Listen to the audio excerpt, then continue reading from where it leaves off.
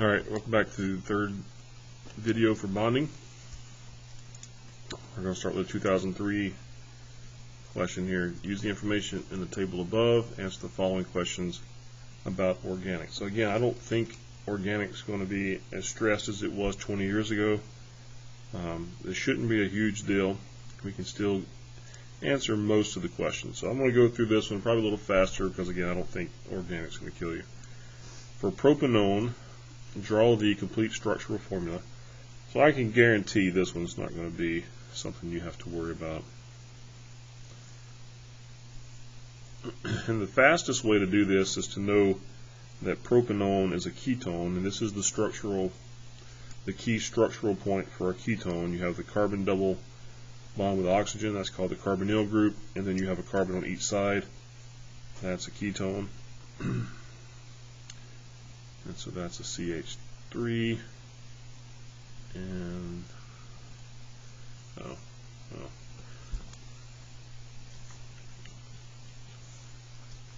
I didn't do it right because I didn't put the carbons in. Sorry, the hydrogens in. Okay, this is what I should have done.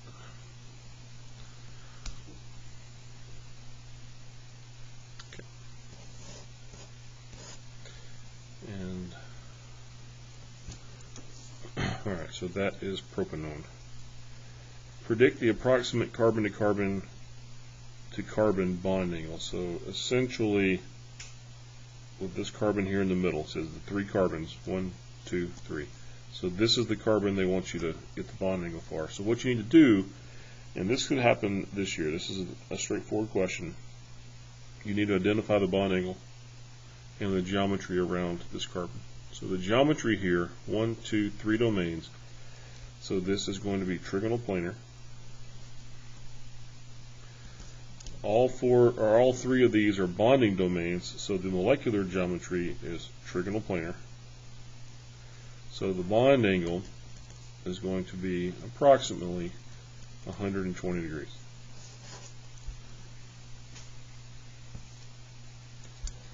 For each pair of compounds below, explain why they do not have the same value for their standard heat of vaporization, and you must include specific information about both. You know what? I'm going to skip that question because it's structural, it's organic structural, so I'm going to get to the back of this just to save time. Alright, so here's what I wanted to see on this question. Given the structural formula for propyne below, indicate the hybridization of the carbon atom indicated by the arrow in the structure above. So when I printed this out, went from the original format, the arrow got shifted over, so it's talking about that one. So we wouldn't worry about that on the AP test. It would definitely point to a carbon very clearly. So what we need to look at here is the electron domain geometry around this carbon. There's 1, 2 domains, so this is going to be linear. If there's only 2 domains, you only need 2 orbitals, so that's going to be S and a P. So that's SP hybridization.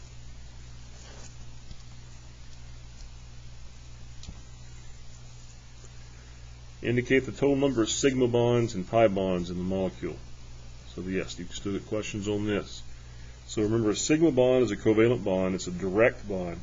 All of your single bonds are sigma. Every connection between 2 atoms must have a sigma, even this triple bond. So there is a triple bond between these 2 carbons that consist of 1 sigma and 2 pi. So if we count all of our bonds up, 1, 2, 3, 4, 5, 6, 6 sigma connections, and then the triple contains 2 extra bonds, and those are pi. So just to illustrate it, for those of you who don't remember that, a triple bond is a sigma and 2 pi's.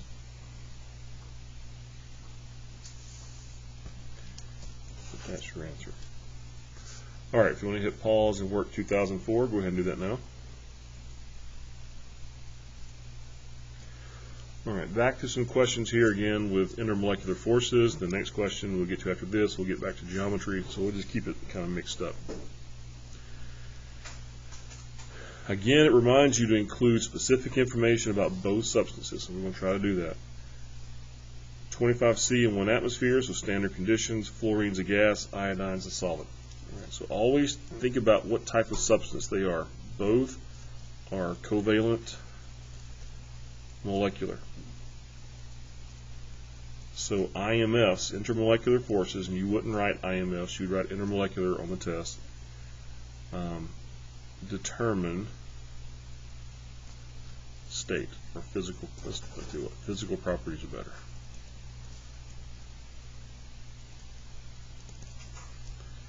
Alright, so that's the first step. Now you need to analyze what IMFs they have. Both are nonpolar, so only have London dispersion forces.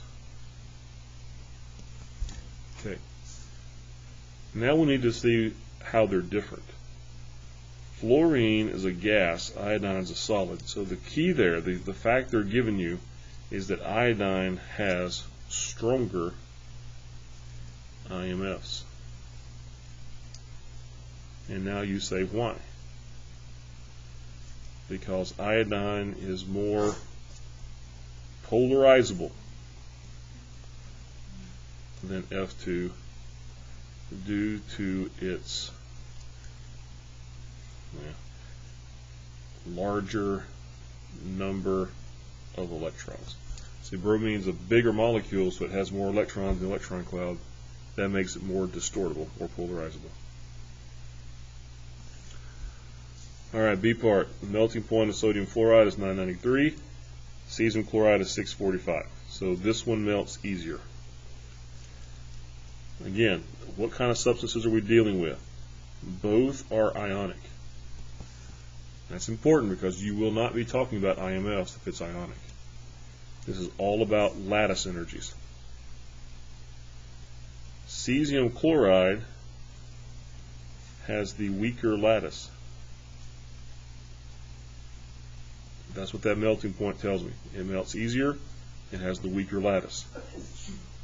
And the reason is, always lattices, is because of charge and size. And we take a look at this. Sodium is +1, fluoride's -1, cesium's +1, chloride's -1. So I want to say a little something here. All ions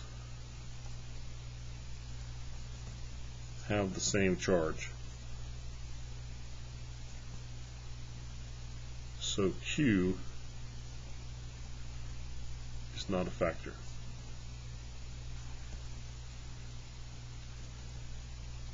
The real problem here, cesium is larger than sodium by a lot, and chloride is larger than fluoride.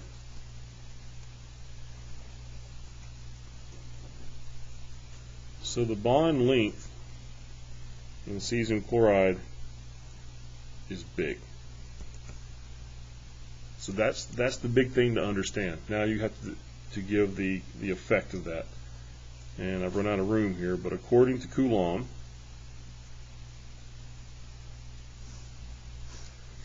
energy is inversely proportional to the distance.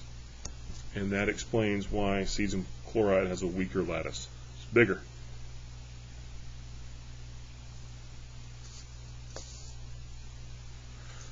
Alright, kind of an old school type question here. For C, ICl4 is square planar, whereas Bf4- is tetrahedral. How do you answer that question? Well, you answer that question by drawing the Lewis structures and showing your work.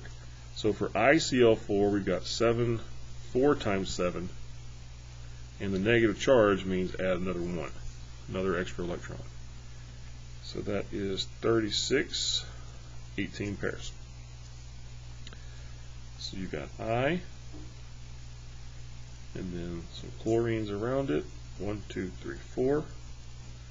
And you got 14 pairs, 3, 6, 9, 12, and then you got 2 leftovers, and that's the important part right there.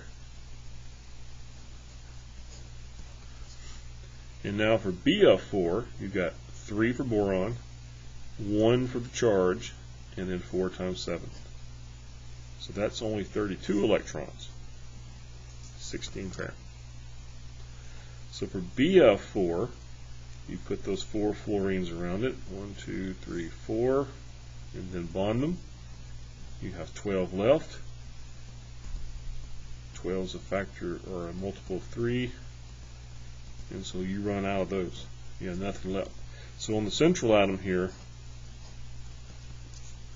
there's no lone pairs. And so if you want to put some words to that, you can say something to the effect of ICl4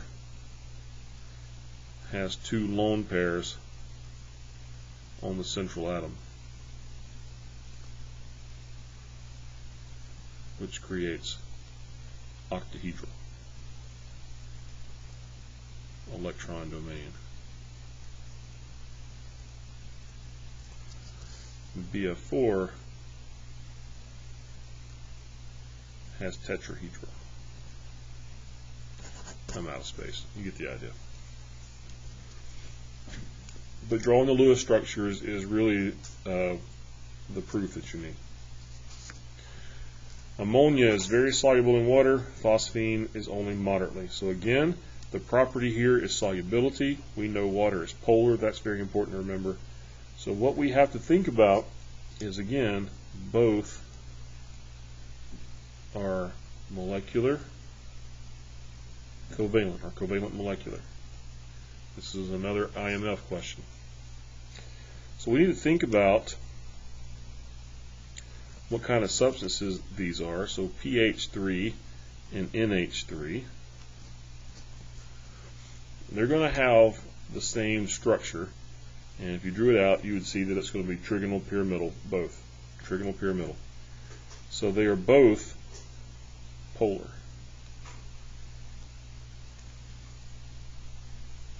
So therefore, they're both soluble in water.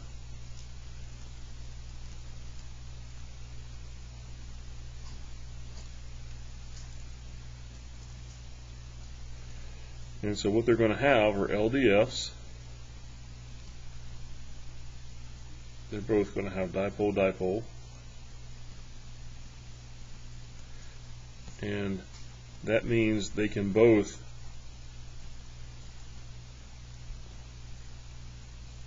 due to dipole-dipole interactions.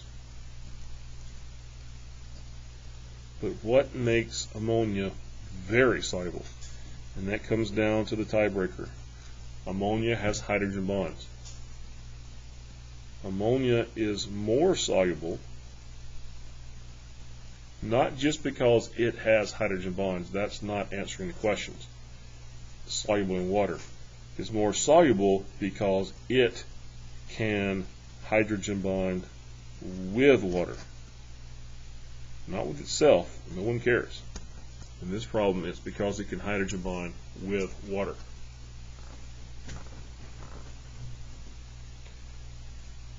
Alright. Let's get to this 2005 question, which is really more just the very basics of structures and geometry. Every year you have to probably draw one Lewis structure somewhere on the FRQs. Somewhere. So just be ready for it. And they typically make you expand the octet because those are the more challenging ones. And I believe all but one of these is expanded octet. So carbon tetrafluoride. Hit pause if you need to work this one first. I forgot to tell you that. And now that you've tried it, let's see what you got. I'm not going to do the math on these because frankly it's boring.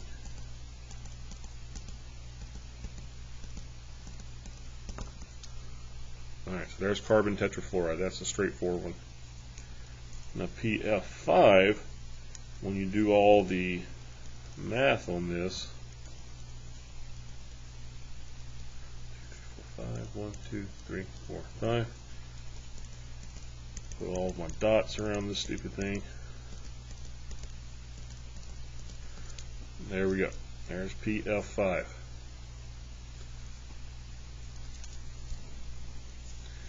And then for SF4, maybe I will do the adding on this one. So 6 for sulfur, 4 times 7, so that's 28 plus 6 is 34, so 17. Alright, so sulfur in the middle. I don't have to worry about multiple bonds here. There's going to be no double or triple bonds because these are all halogenated, and halogens will not double bond when they are terminals. You don't have to worry about that. Alright, got 13 left over. 13 is not a multiple of 3, so that kind of clues you in. You have something a little different here. There's 12. You have 1 left over, and it goes on the central. Alright, so obviously you have to get all of A correct to get B.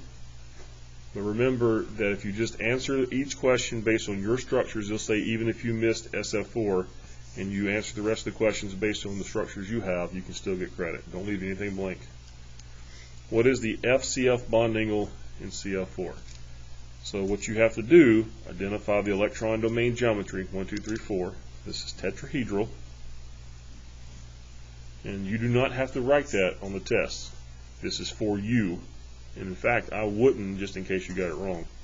All they want is the bond angle. So tetrahedral is about 109.5. And that's all you need to write. This is just for you and scratch work. What is the hybridization of the orbitals of the P in phosphorus pentafluoride? So we have 1, 2, 3, 4, 5 domains. Remember, use your fingers. You need a p orbital, you need an s orbital, a px, a py, a pz.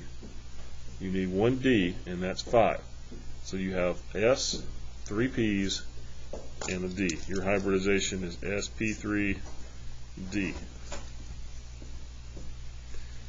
In hybridization, the number of domains you have, that should be the sum of the exponents when you add up here. 1 plus 3 plus 1. And you can't go more than 3 in the P's. What is the geometric shape? Alright, so this is an important thing. When they say the word shape, they mean molecular geometry. Nowadays, they try to use the word molecular geometry more, but they do from time to time just say shape. So for this one, SF4, we got 1, 2, 3, 4, 5 domains. So this one is trigonal bipyramidal. That's your electron domain, and the subset of that that has 1 lone pair is going to be seesaw. So that's your shape, seesaw.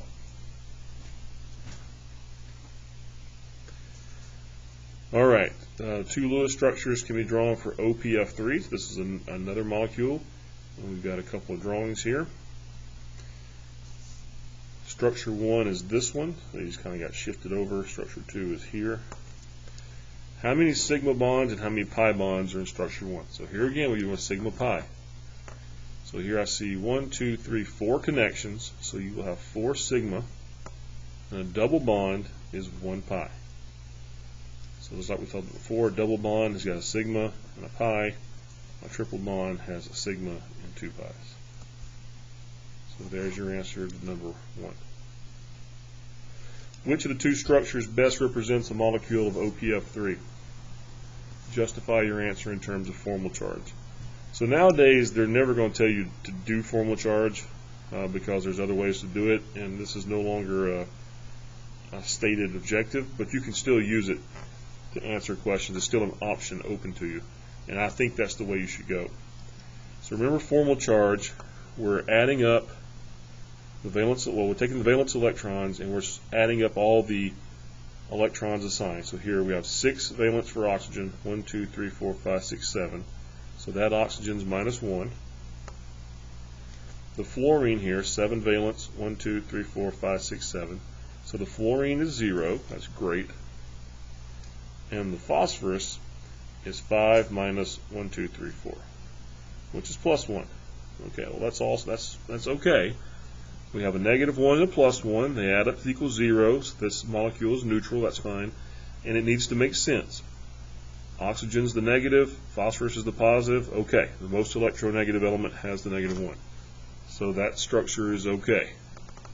So let's try out this one. The oxygen here is 6 minus 1, 2, 3, 4, 5, 6. So that's a 0. That's perfect. The fluorine here is 7 minus 1, 2, 3, 4, 5, 6, 7. So that fluorine is perfect. And let's try the phosphorus. 5 minus 1, 2, 3, 4, 5. So here the phosphorus is also 0. So of the two, structure 1 gives the lowest formal charge for each atom. That's the best structure.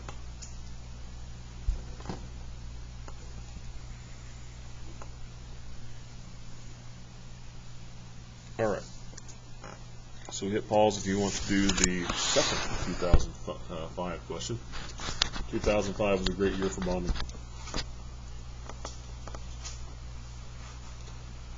Alright, so we're back to more intermolecular forces stuff in 2005. So we're dealing with ammonia. The boiling point of ammonia is 240. The boiling point of NF3 is 144. Identify the intermolecular forces. So that it tells us intermolecular, so we don't have to go in and look too closely. This is definitely covalent molecular, and so is this one. So that's, kind of, we don't have to think about it this time. So for NF3, it all depends on whether you need to draw the Lewis structure or not.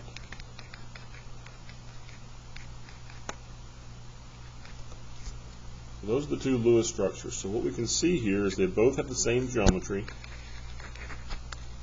Both are trigonal, pyramidal, and polar. So the IMFs that this one has, LDFs, so does ammonia. They're both polar, so get dip.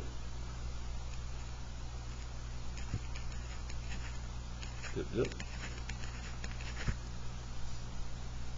But the kicker, we have hydrogen bonding in ammonia.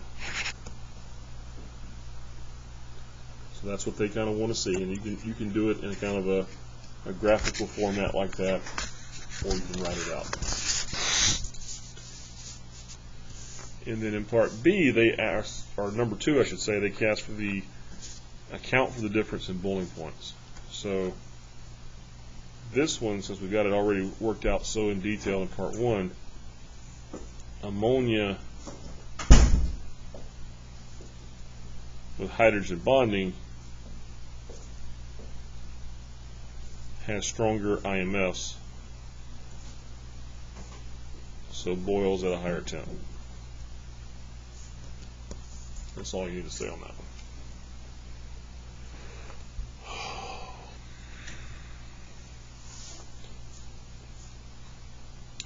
Alright, and then B part, we've got the melting point of KCl and NaCl given. Type of bonding in each. So both are ionic.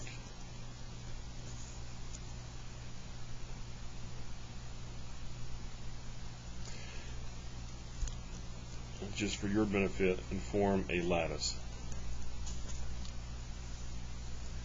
Account for the difference in the melting points. Alright, so remember, anytime we're dealing with a lattice, it's all about size and charge. So I'm looking at this, all ions are +1, -1. So charge is not an issue. Chloride is in both, so not an issue. So that comes down to the difference is that potassium is larger than the sodium ion. Forms a longer bond. And then Coulomb, always say this, Coulomb says E is inversely proportional to D. Say it. Put it in there. Alright, C part. First ionization energies of silicon, phosphorus, and chlorine. We have a trend, so this is pre-AP stuff. For each of the three elements, identify the quantum level, N1, N2, etc. of the valence electrons. So if we did the electron configurations, 1s2, 2s2, 2p6, 3s2, 3p2, and then phosphorus, 3s2, 3p3, and then 1s2, 2s2, 2p6, 3p5. So you can see our valence electrons are all going to be on n equals 3. Third energy level.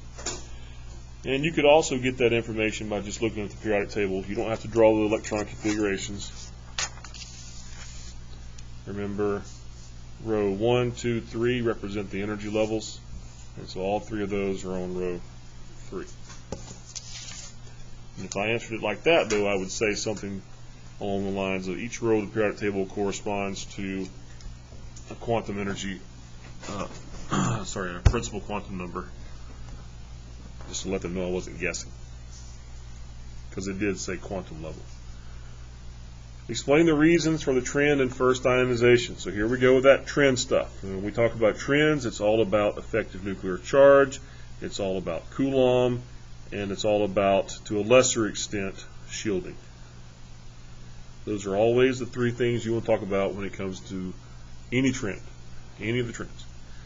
Alright, so ionization energy here, we know that chlorine has an effective nuclear charge of +7, phosphorus is +5, and silicon is +4.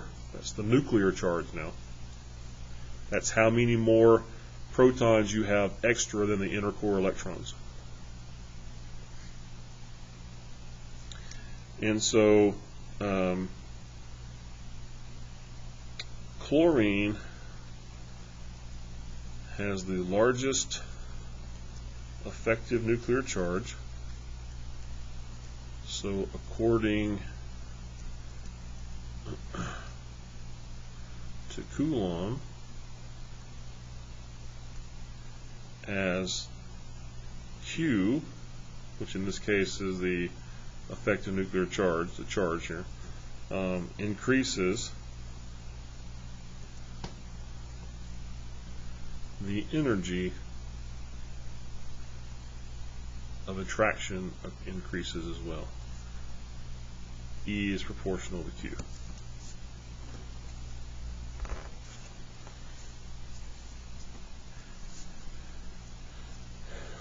A certain element has two stable isotopes. The mass of one of the isotopes is 62.93 and the other one is 64.93. Identify the element, justify your answer. Well, I think that's a periodic table question. So 64 to 62. So let's go find an element that fits that. 64.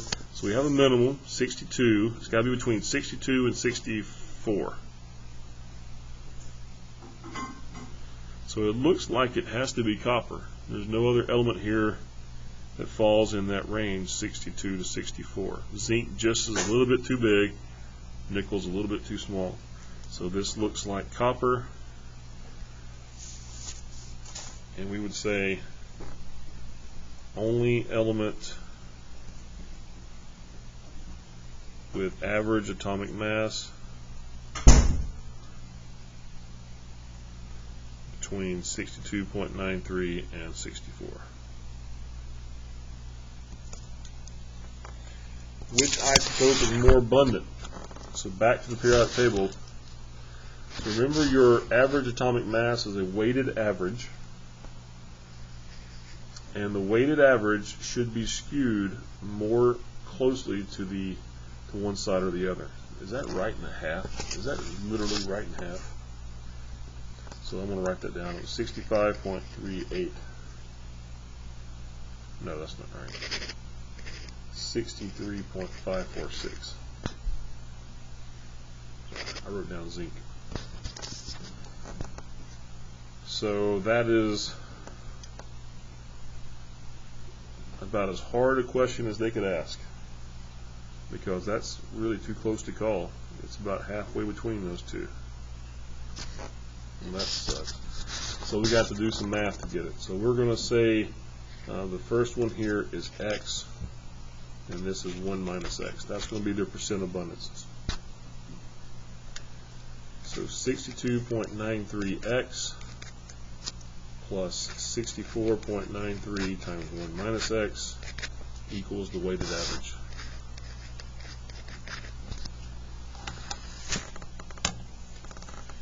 Alright, 62.93X plus 64.93 minus 64.93X. Alright, little math. I'm going to combine my X terms here. 62.93 minus 64.93, so minus 2x, and then I'm going to take this 64 over here, so that's going to be 63.546 minus 64.93, and that gives me negative 1.384. So x is going to equal 0.692, which is 69.2%.